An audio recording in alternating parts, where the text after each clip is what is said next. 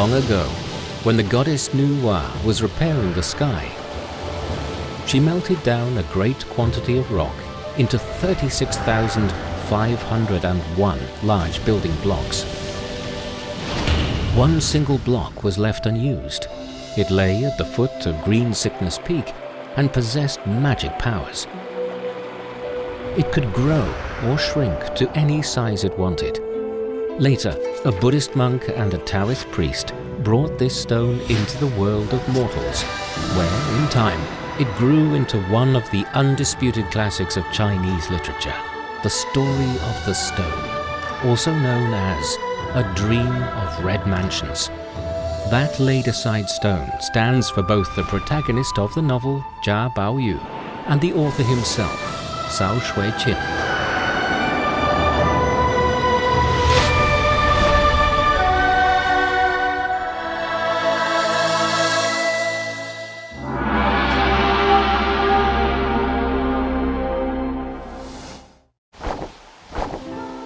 I still recall the bond of old by stone and flower made, and while my vacant eyes behold crystalline snows of beauty pure and cold, the romance between Jia Baoyu and Lin Daiyu lies at the heart of A Dream of Red Mansions.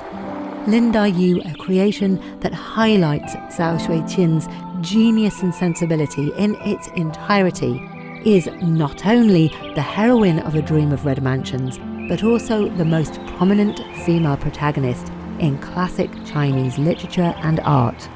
As portrayed in the novel, Daiyu is the scion of a cultured family in Suzhou City, who later moves to Yangzhou with her father, the salt commissioner.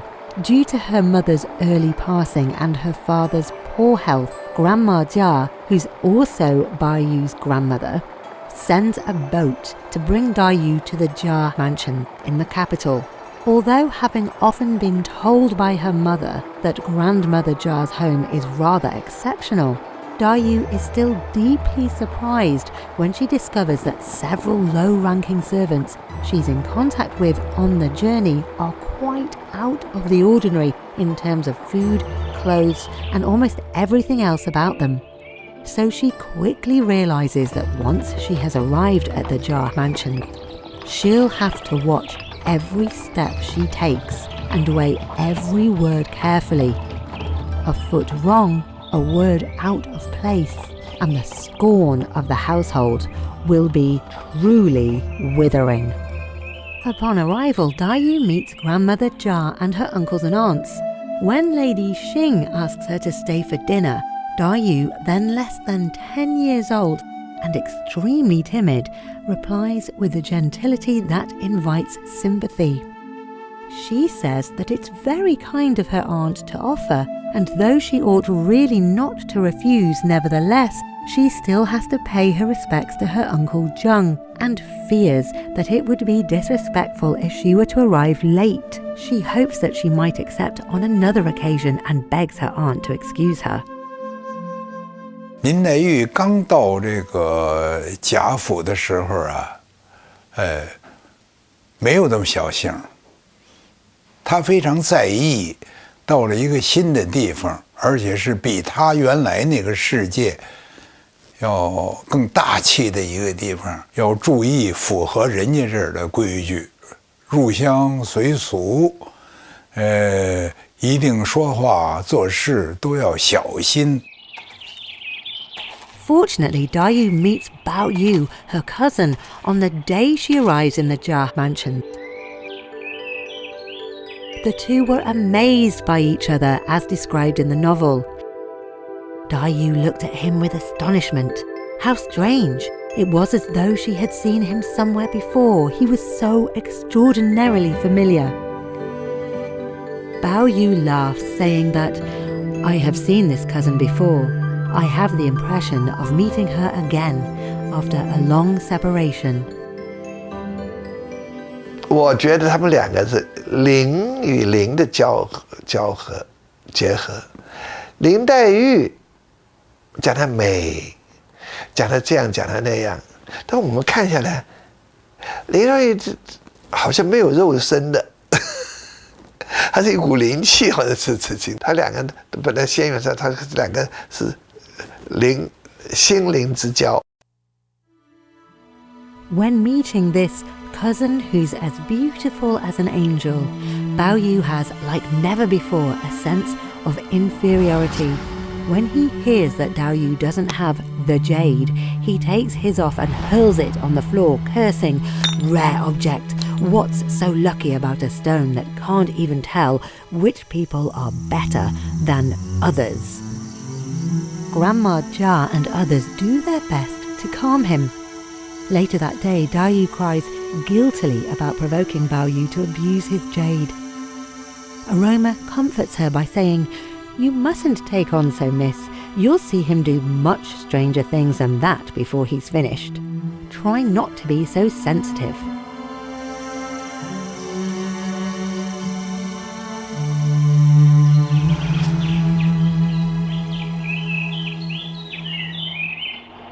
Cao Xueqin's family also had powerful relations. He was born in Nanjing, and by the age of 13, he was the young master of household of the Jiangning Silk Manufacturing Bureau. Between the mid-17th century and early 18th century, 4 members of the Cao family, of 3 different generations, had run the bureau, which, besides making fancy fabrics and clothing for the royal court, was spying on government officials in the south.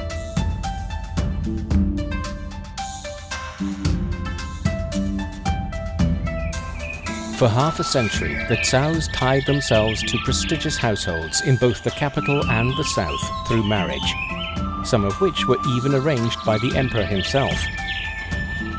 That's how Cao Xueqin ended up with a great number of cousins, male and female.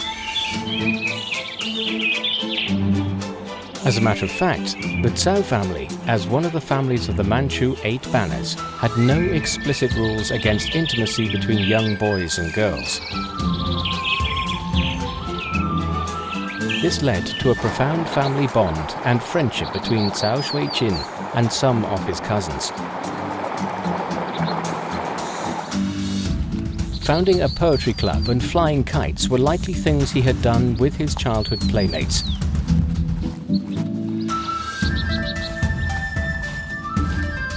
But was he ever intimately attracted to one of them? Quite possibly.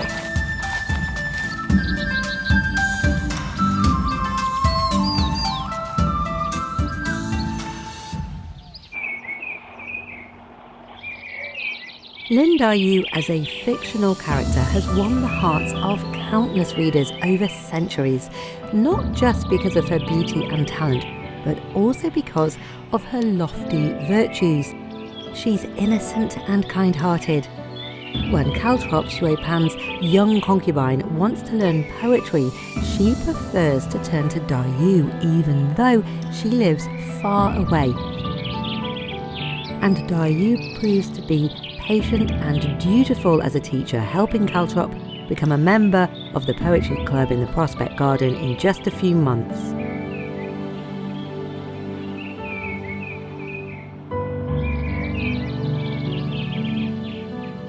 他所住的这个潇湘馆就是一个绿竹依依的一个所在他当时选择这个住所的时候，他也说他就是爱那几根竹子。但我们也知道，竹子在传统文化里面也是君子品格的一种象征。而且在抽花签的时候呢，好巧不巧的，他抽的是芙蓉花。那芙蓉其实呢，跟芙蓉相关的是和，是年，也是君子人格的一个象征。 我并不完全认为曹雪芹就把他自己的个性写到贾宝玉。福楼拜他写包法利夫人的时候呢，当时有很多的记者都要采访他，要问他说：“包法利夫人是谁？是你的前女友还是前前女友？还是你总是有一个模特儿把它写下来？”的时候，他说了一句很激动的话：“包法利夫人就是我。”但是我从中体会很深，也许每一个男作家笔下的那个第一女主角都是她。 也许曹雪芹把自己投射在什么人身上最多，不是贾宝玉，而是林黛玉，那种怀才不遇的、寄人篱下的、生命中充满了坎坷辛酸的、孤儿的、意识的这种东西，他更多的放在林黛玉的身上。As Chinese writer Lu Xun once commented, a poor man enduring hunger wouldn't grow orchids for fun, as a rich man does. By the same logic, Big Zhao wouldn't love Lin Daiyu.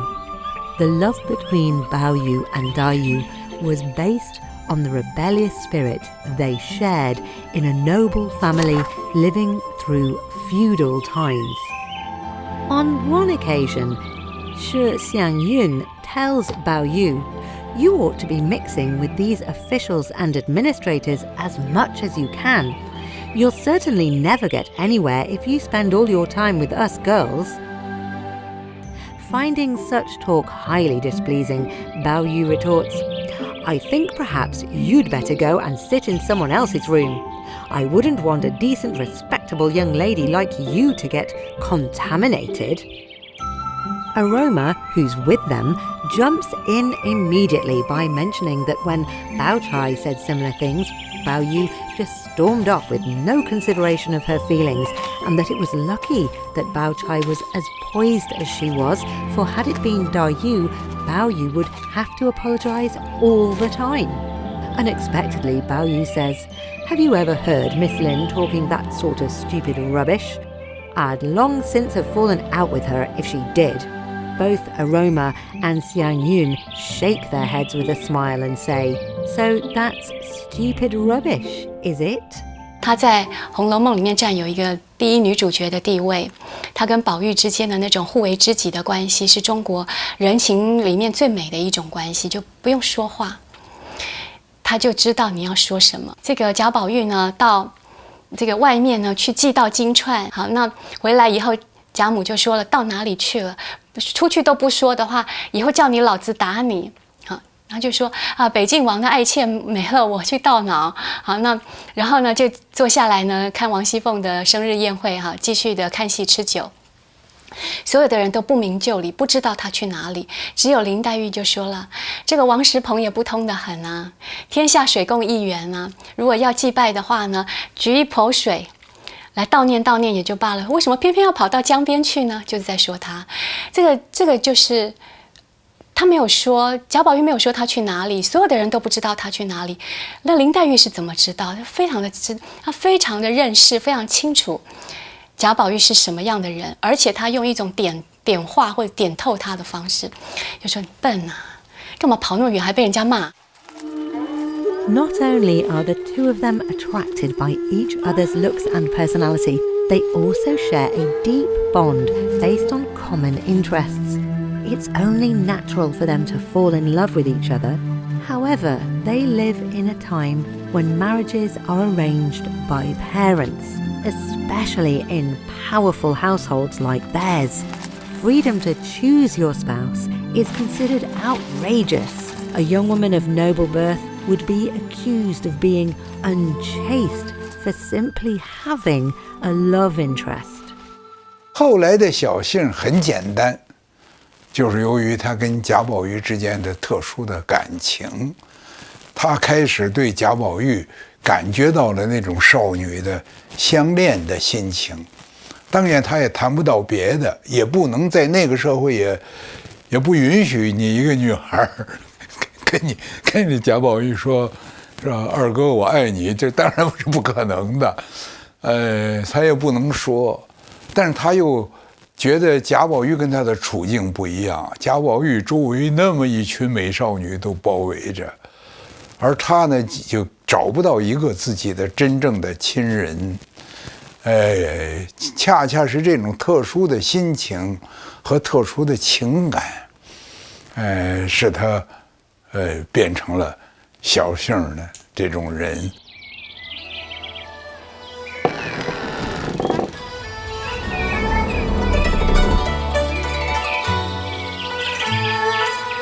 In his youth, Cao Xueqin's family kept a professional opera troupe at home year-round.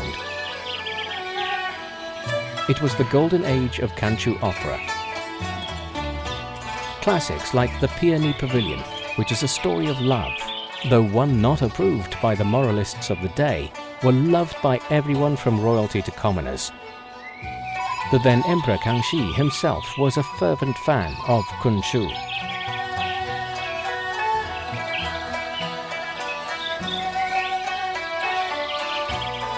During Yuan Chun's visit in the novel, she requests a performance of the Peony Pavilion too.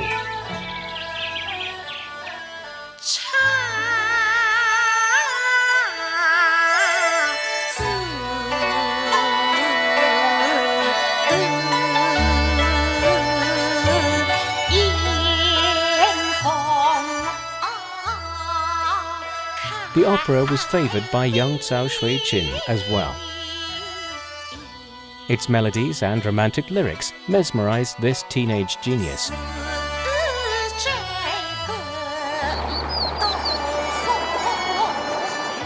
Because for you, my flower-like fair, the swift years like the waters flow.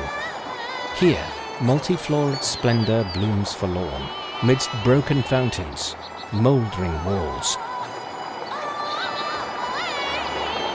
Those words prompted Cao Xueqin to sigh, just as Lin Daiyu did in the novel. There is good poetry, even in plays. What a pity most people think of them only as entertainment. A lot of the real beauty in them must go unappreciated.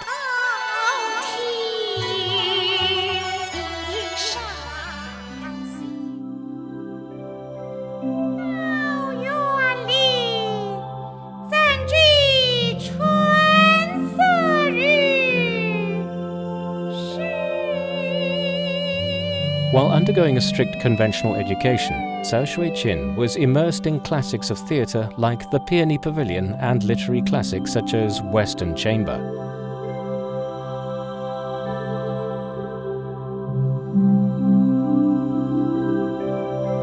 In his spare time, Cao Xueqin would steer away from the adults in his family. He preferred to spend his time with artists in opera troupes. He found that these stagers, who were despised by so-called gentlemen, were in fact lovely people who were smart, interesting and kind. From these young actors he learned the basic skills of stage performance, not to mention a wealth of anecdotes and plenty of gossip. But that never stopped him observing the real world. For him, the attraction of these beautiful young creatures was irresistible.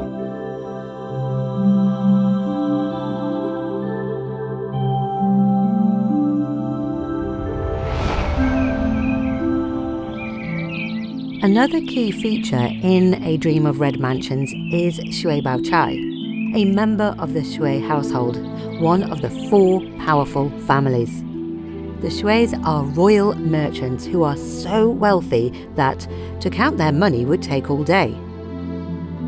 Aunt Shui, Baochai's mother, is the sister of Lady Wang, Baoyu's mother.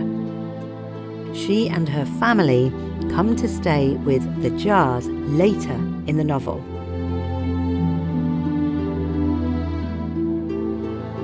In one episode during a drinking game, Baochai pulls a card with a peony on it, along with the caption Empress of the Garden, and a verse from a poem, Yourself lack passion, yet can others move.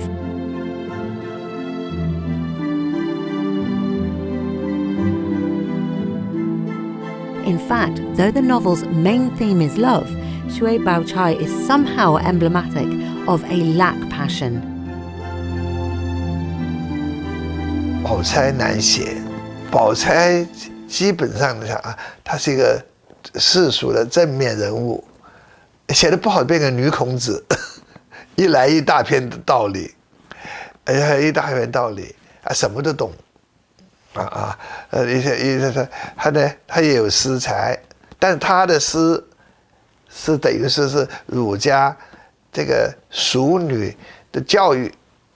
要念诗词这样的，他不像黛玉是性灵的，他适可而止，他也很会写诗，但适可而止，他也懂画，适可而止，最重要的是，他是儒家系统宗法社会那个最理想的这个社会里面最理想的一个媳妇儿。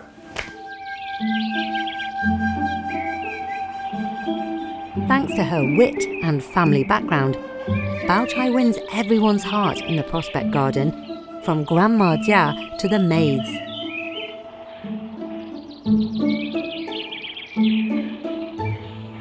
Baochai's true colours come out soon after the incident with Golden, Lady Wang's headmaid whom Baoyu tries to seduce. Lady Wang slaps and insults her before expelling her.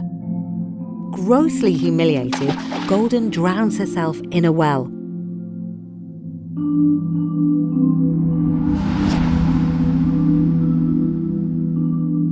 Lady Wang's deeply disturbed by the suicide when Baochai, sensing what's going on, hurries to her and says, "In my opinion, Golden would never have drowned herself in anger. It's much more likely that she was playing about beside the well and slipped in accidentally. There's no earthly reason why she should have felt angry enough with you to drown herself. If she did, all I can say is that she was a stupid person and not worth feeling sorry for."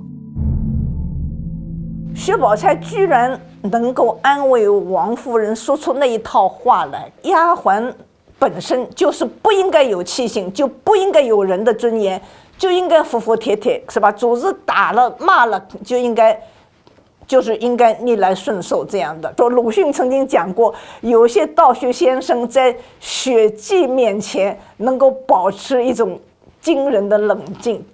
那么薛宝钗的修养呢，她修得了这种冷静，应该说这种地方薛宝钗的冷静呢，达到了那个冷酷的程度。Cao Xueqin married twice. His first wife died young. Before his second marriage, he really had difficulty coping on his own.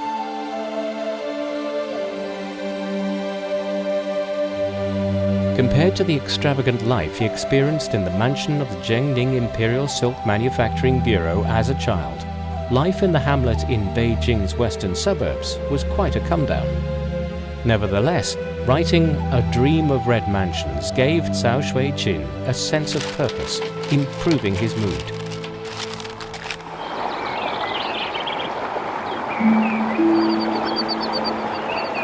In autumn 1759, invited by Yin Jishan, the then Governor-General of a region south of the lower reaches of the Yangtze River called Liangjiang, Cao Xueqin went to Nanjing to serve in the governor's mansion as an advisor. Being an idealist with lofty ideas, Cao Xueqin resented the bow and scrape in a powerful household, as well as his obsequious colleagues. So, after just a year, he gave up this comfortable job and returned to the western hills on the outskirts of Beijing to continue his writing.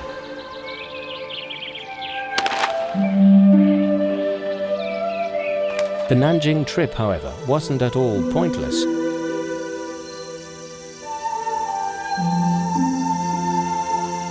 Some scholars speculated that it was in Nanjing he met his second wife and got married again in middle age.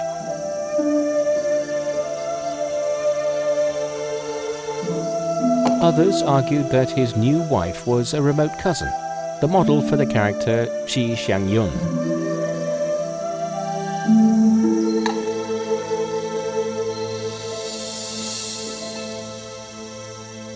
怎么他描写他的婚呢？叫并蒂花成瑞，夫妻之间是并蒂花，是平等的，同心有一真。他书香子，我们书籍的文物，书香子，这是书香子的话，并蒂花成蕊，同心有一真。我们一看到这个时候，哎呦，说难道那个时候清朝人也是讲同心，也讲友谊？这个不是现代化吗？一翻《红楼梦》的杏子阴，杏子阴假凤气虚晃，就有友谊这个字儿。书香子和《红楼梦》也可以对得起来。The years after this second marriage might have been the happiest days in Cao Xueqin's life. Though still impoverished, he now had a confidant to spend time with in that small courtyard in the western hills.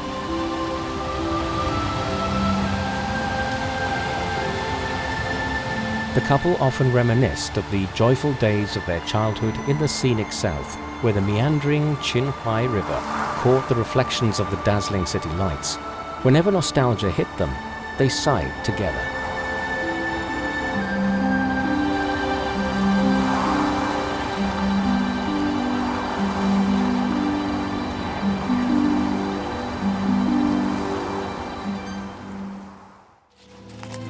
Baoyu and Daiyu, since their reunion in the mortal world, have grown from close friends to lovers.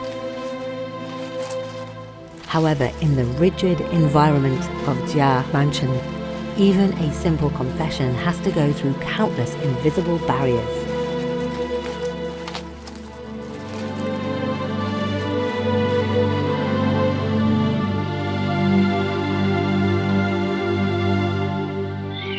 Finally, Baoyu confesses his feelings to Daiyu when Xiang Yun advises him to take the official exams and become an administrator. Baoyu rebukes him, saying that Daiyu has never talked that sort of stupid rubbish. Daiyu happens to arrive and hears those words through the window. Mingled emotions of happiness, alarm, sorrow and regret assailed her. She feels happy because Baoyu takes her as a true friend, just as she has done for him. All the same, she's alarmed because such unreserved praise from Baoyu could easily arouse suspicion and be misunderstood. Baoyu finishes his hasty dressing, comes out of the house and catches up with Daiyu, who's slowly walking on ahead of him, seemingly wiping her eyes. When Daiyu wipes the perspiration from his brow for some moments, he stands there motionless, staring at her. Then he says, "Don't worry." Daiyu doesn't understand why she should worry. Baoyu replies, "My dear, cause don't think you can fool me. If you don't understand what I've just said, then not only have feelings towards you been all along mistaken, but all that Yon have ever felt for me has been wasted too. It's because you worry so much that you've made yourself ill. If only you could take things a bit easier, your illness wouldn't go on getting more and more serious all the time." Hearing that, Daiyu's thunderstruck by how Baoyu had read her mind and perceived her so clearly. And now there are 1,000 things she wants to tell him, yet though she's dying to speak, she's unable to utter a single syllable.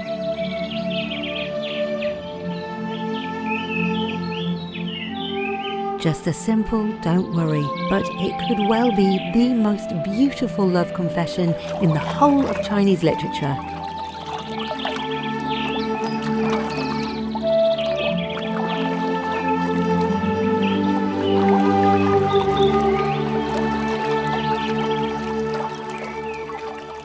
《红楼梦》里边之所以有暖色，可能还在于它描写了一种爱情理想，比如宝玉和黛玉那种完全不计名利、完全是思想共鸣的这样一种爱情，实际上它是属于一种人类共同的理想。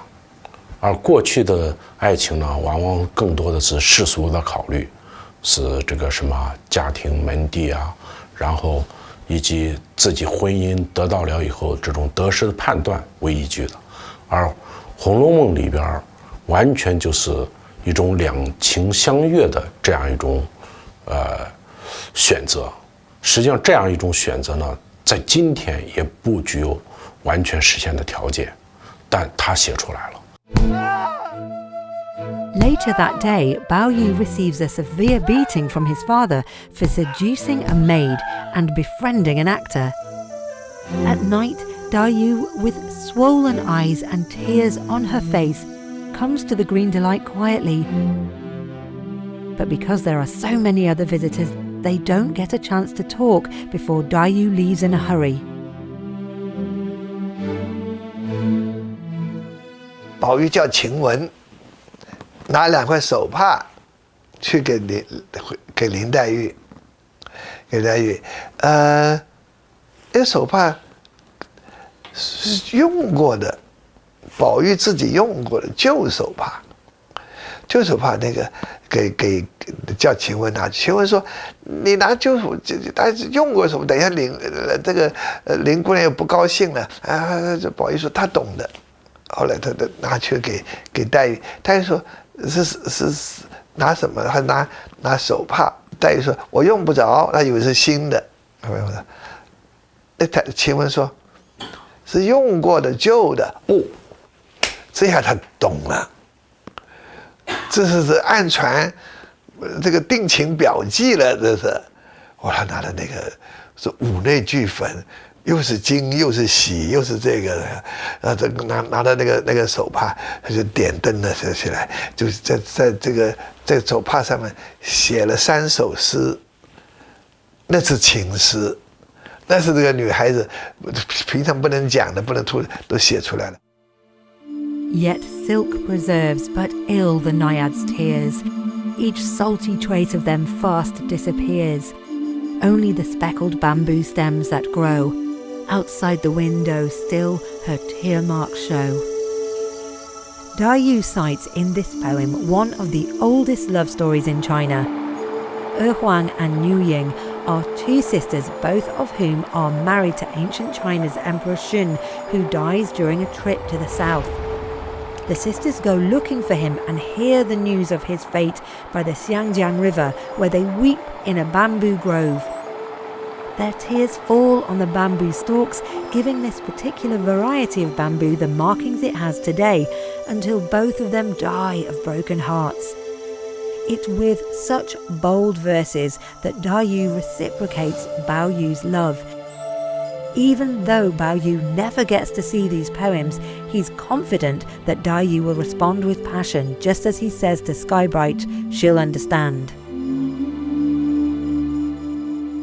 红楼梦啊，它一大特点，就是它在写了一些悲情的、压抑的，乃至于龌龊的现实的同时，他也一直写着人生的理想。这一点呢，尤其和《金瓶梅》对比，就非常明显。因为《金瓶梅》啊，在它的现实主义的刻画，和这个内容的丰富、人物的多样方面，也是一部很重要的小说。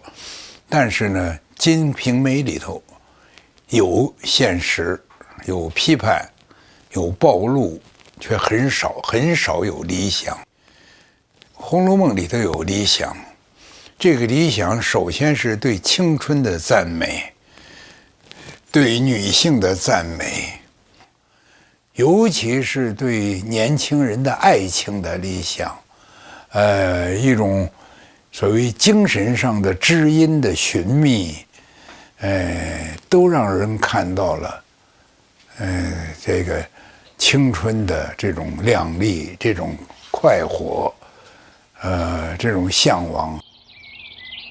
Love is a theme that transcends culture. Yet every great love story bears the mark of its particular time. It's the same whether the story is by Shakespeare or Cao Xueqin.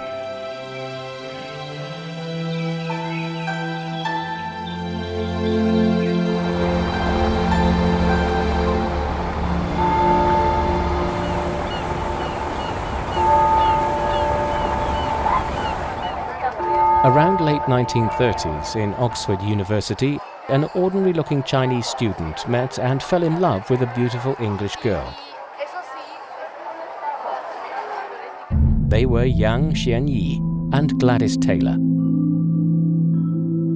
Later, Gladys came to China with her husband, and the couple dedicated their whole lives to translating Chinese literary classics.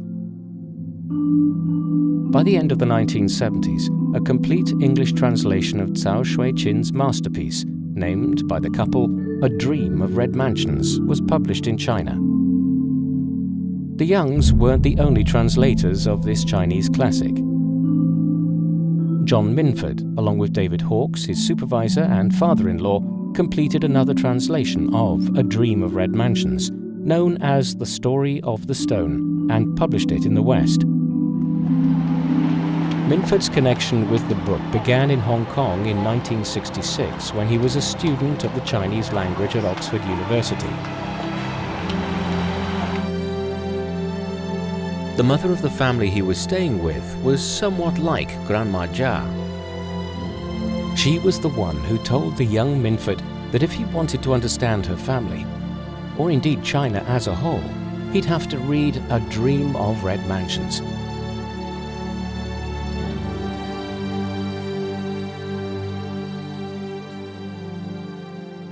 And when I went back to Oxford, where I was a student, I asked my lecturers to teach me Hong Lao Meng, but they all said no. They said, this is a very dangerous book. It will cast a spell on your life, so we won't teach it to you. But they said, if you can wait, Professor Hawkes, he's coming back from his leave next year, and he'll probably teach it to you. So when Professor Hawkes came back, I still remember this book, and I said to Professor Hawkes, will you teach me Hong Lao Meng? And he said, his eyes lit up like that because he loved Hong Lao Meng. And he said, of course. So I was one student, just the only student in the class, and together we read the first 10 chapters of Hong Lao Meng, and it made a very deep impression on me. And then some 4 years later, we began to translate the whole book together. While studying and translating the book, Minford fell in love with his supervisor's daughter. Teacher and student suddenly became family to each other, a wonderful new chapter in the tale of the book's journey across the world.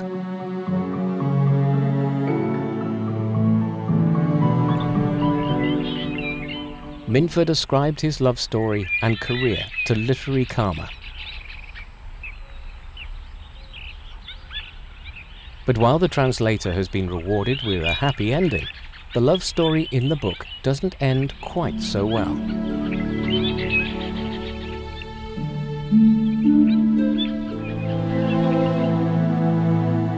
The decline of the four powerful houses comes sooner than expected. As fate would have it, the two pillars of the families, Yuan Chun, the imperial concubine, and Wang Zitong, Baoyu's uncle who's to be promoted to the Grand Scholar of the Cabinet, die one after the other within just a month. The Jia household is instantly thrown into an abyss of despair. When Baoyu's jade goes missing, plunging him into delirium, an arranged marriage is scheduled. 宝钗是儒家社会的非常理想的一个，所以这贾母怎么会不选她？你说，她老太太也很务实、很理性的，黛玉病多嘛，薛宝钗健康嘛，要生孩子嘛，可以，家从贾母的眼光看，她要选宝钗，也是合理。 这边的造成害死了黛玉的悲剧了，而且常常很多人不原谅宝钗，说是不可能，宝钗怎么可能嫁给贾宝玉？因为贾宝玉那时候玉也丢了，而且他明明知道宝玉喜欢林黛玉，爱的是林黛玉，别忘了就是宝钗也爱他。 但他不能讲，不讲他这个宝玉被打的时候，他去给他药啊，这个也哭了，掉了一点眼泪，那不得了了。很多人都会说那个薛宝钗很虚伪，很怎么样？其实呢，薛宝钗的这些作为吧，你与其说薛宝钗虚伪，你不如说那个封建道德本身就要求人这样子。那么薛宝钗的大家所诟病她的东西呢，很难说都是这个。 品质上的缺陷是吧？有的就是这个它的规范本身就是虚伪的，所以我说那个停机德，这个停机德呢是造就了薛宝钗，也是薛宝钗悲剧的根源。When Daiyu hears from Simple that Baoyu's going to marry Baochai, she's pale as snow, tottering along.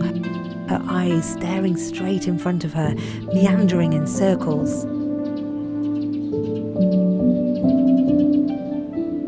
Nightingale hurries over and asks her, "Why are you turning back again, miss? Where are you heading for? Daiyu, somewhat in a daze, replies that she wants to ask Baoyu something. She now seems to have recovered her strength. She does not wait for Nightingale but raises the portiere herself without help and walks into Baoyu's room. Baoyu was sitting up in bed, and when Daiyu came in, he made no move to get up or welcome her, but remained where he was, staring at her and giving a series of silly laughs. Daiyu sat down uninvited, and she too began to smile and stare back at Baoyu. There were no words of any kind. Suddenly, Daiyu said, "Baoyu, why are you sick?" Baoyu laughed. "I'm sick because of Miss Lin."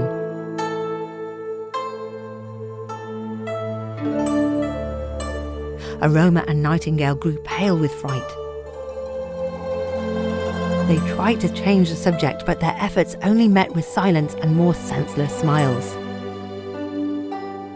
"Come on, miss," urged Nightingale. "It's time to go home and rest." "Of course," exclaimed Daiyu. "It's time." She turned to go, still smiling and refusing any assistance from the maids. She strode out at twice her normal speed.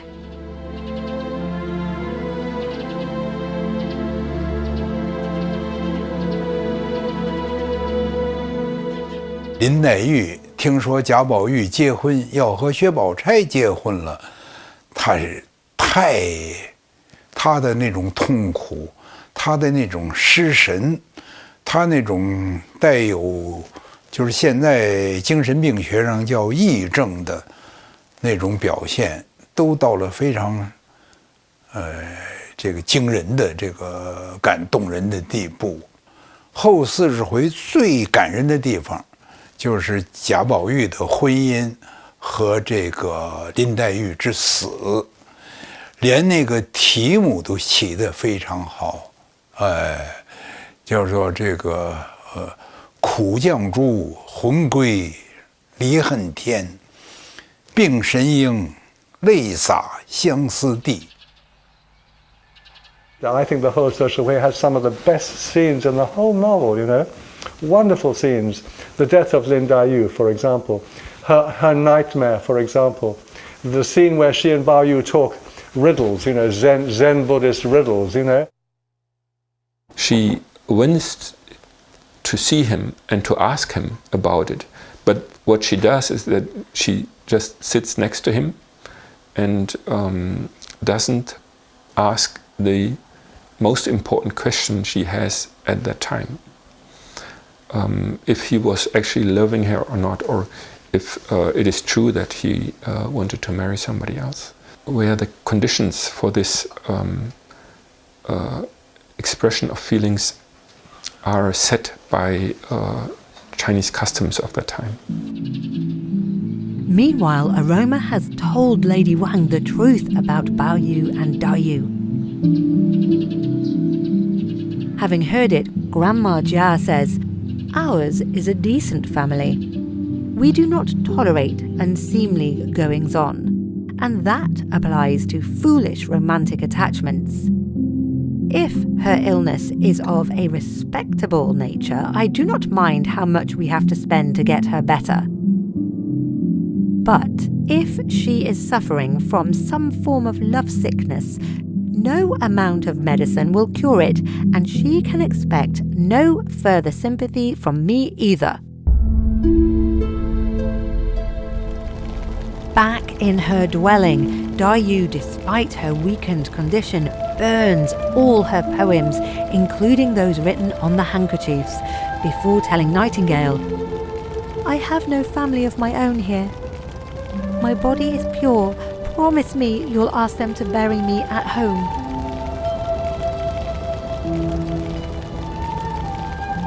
The only thing this brilliant young woman finds in the Jia Mansion, with its sleekness and luxuriance, is total despair. That's what prompts her to say, "I have no family of my own here." She wants to go back to Suzhou in the south, where she could enjoy scenes of bustling night fairs and busy boats loaded with fancy satin.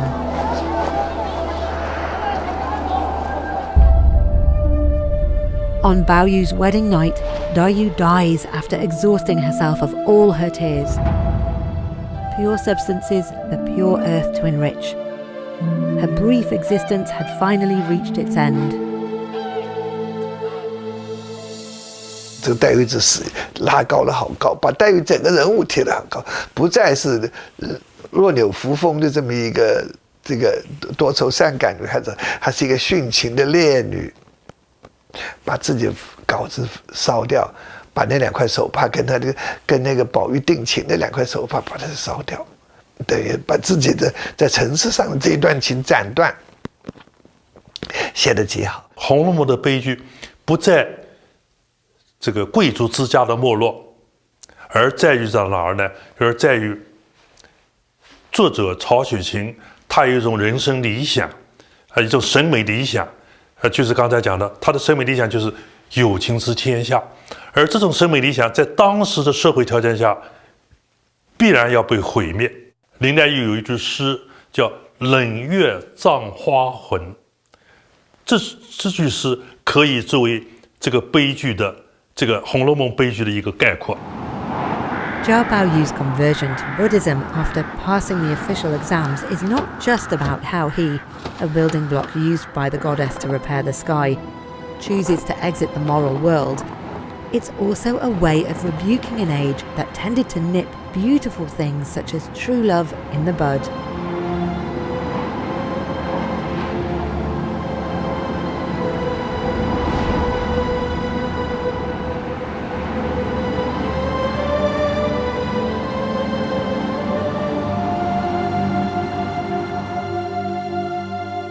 Baochai, Baoyu's new wife, and the perfect girl in terms of the orthodox ideology of the day, has to spend the rest of her life in solitude. Aroma, who's essentially just another Baochai, involuntarily ends up getting married to Jiang Yuhan, the actor, after Baoyu leaves. These fine women, both highly praised in the family, still can't escape the destiny predicted for them in the 12 beauties of Jinling. Like birds who, having fed, to the woods repair, they leave the landscape desolate and bare.